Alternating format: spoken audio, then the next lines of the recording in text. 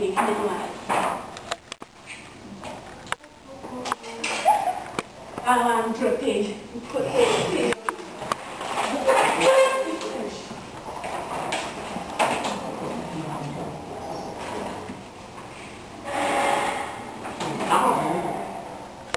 Um galinho!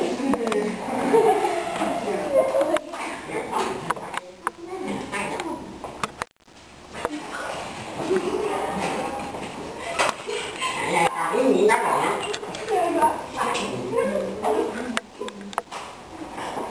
acordou! Vamos, gente, como vocês puderam ver, o sorriso de Mona Lisa nada mais e nada menos foi do que fruto de cócega.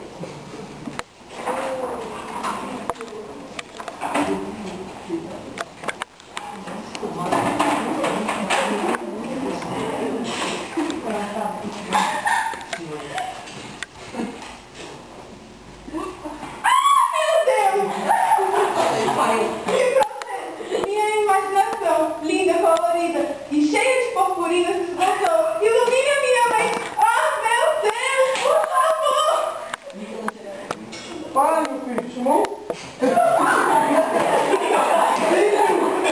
Liga, Deus! É por quê? Sabe, eu estava ali no mundo e percebi uma coisa. Criei completamente inútil.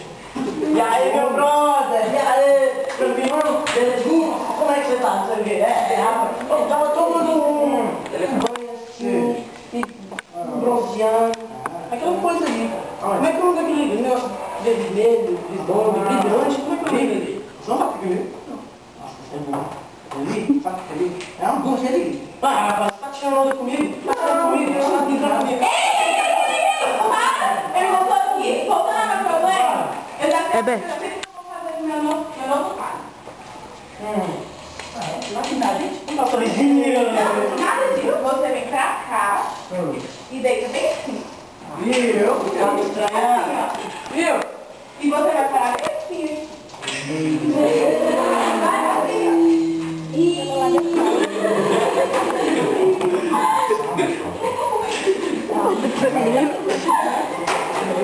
ó. Opa, espera um pouquinho.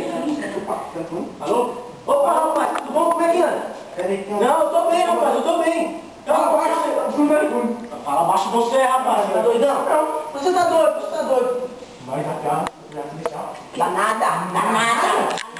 Peraí, o que é danado?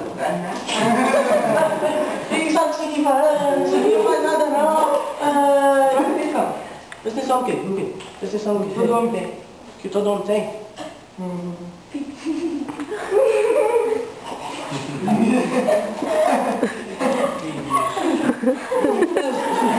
Devolve.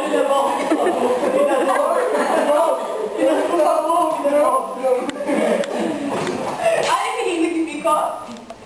Vira igual a minha.